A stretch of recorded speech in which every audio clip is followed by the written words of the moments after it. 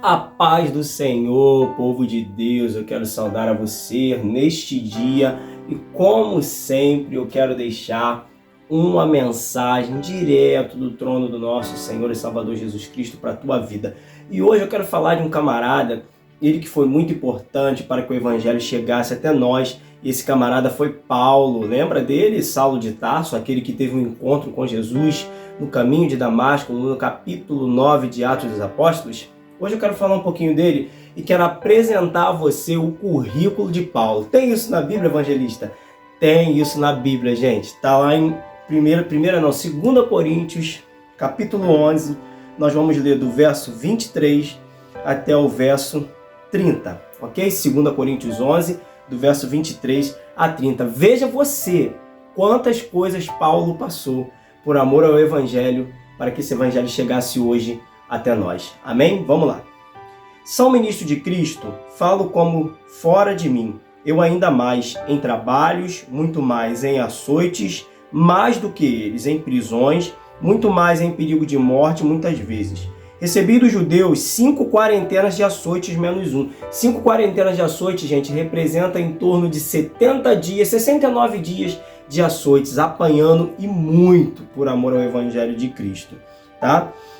3 vezes fui açoitado com varas, uma vez fui apedrejado, 3 vezes sofri naufrágio, uma noite e um dia passei no abismo. Olha isso, gente. Em viagens muitas vezes, em perigos de rios, em perigos de salteadores, em perigos dos da minha nação, em perigo dos gentios, em perigos na cidade, em perigos no deserto, em perigos no mar, em perigos entre os falsos irmãos. Eita! Em trabalhos e fadiga, em vigílias muitas vezes, em fome, em sede, em jejum muitas vezes, em frio, em nudez. Além das coisas exteriores, me oprime cada dia o cuidar de todas as igrejas, porque ele era apóstolo, ele cuidava, dos santos. Quem enfraquece, que eu também não enfraqueça. Quem se escandaliza, que eu não me abrase. Se convém gloriar-me, gloriar-me-ei no que diz respeito às minhas fraquezas. Gente, olha o tanto de coisa que Paulo passou por amor ao Evangelho, por amor às almas, por amor às igrejas que ele cuidava. Quantas vezes nós passamos um ventinho, uma perseguiçãozinha, né? Claro que isso reflete muito em nós, isso nos entristece muito, seria a palavra correta dizer, mas não é motivo de você desistir do Evangelho. O problema é que muitas vezes nós olhamos para as situações que nós estamos vivendo e esquecemos de olhar para Jesus, como diz Hebreus capítulo 12, que é o autor e consumador da nossa fé. As lutas, as tribulações, as dificuldades, todos nós vamos passar, irmãos. Ninguém está isento disso. Ainda mais quando você está no Evangelho. Sabe por quê? Muitas vezes a gente passa por coisas e a gente diz, é o diabo que está nos tentando, é o diabo que está fazendo, é o diabo que está acontecendo. Gente, olha para a vida de Jó. Olha para a vida de Jó. Quem foi que permitiu o diabo tocar em tudo daquele homem? Quem foi que deu a ordem? Foi Deus. Porque o diabo duvidou, ele disse, assim é muito fácil ter tudo que ele tem. Com tudo que ele tem, é fácil te adorar, é fácil te servir. Deus falou, vai lá, pode tocar, pode tirar tudo, só não toca na vida dele. E assim era Paulo. Paulo sofreu açoite. Paulo sofreu, como ele disse, 5 quarentenas de açoite. Paulo sofreu naufrágio. Paulo sofreu tudo que tinha para sofrer. E no final de tudo, quando você abre a sua Bíblia em 2 Timóteo capítulo 4, versículo 7, ele diz o quê? Combati o bom combate, encerrei a carreira e guardei a fé. Agora eu te pergunto, como um homem que sofreu tudo isso, que aqui está o currículo dele, 2 Coríntios 11, verso 23 a verso 30, como que um homem que sofreu tudo isso pode dizer que o combate era bom? Ou seja, diante de todo o sofrimento, de tudo aquilo que ele tinha para passar, que Deus permitiu ele passar, ele ainda diz, o combate é bom, porque ele está olhando para a causa. Ele está olhando no porquê dele estar fazendo a obra de Deus. Ele não está olhando para quem está à esquerda, para quem está à direita, para quem não está fazendo, para quem faz de qualquer maneira, não. Ele entende que ele tem um chamado, que ele foi chamado para isso, até porque ele já inicia o ministério dele sendo perseguido, você lembra? Atos dos Apóstolos capítulo 9, é só você ler. Ele vai no caminho de Damasco, e aí Jesus aparece para ele, ele fica cego, aí Ananias vai até a casa que ele estava, né?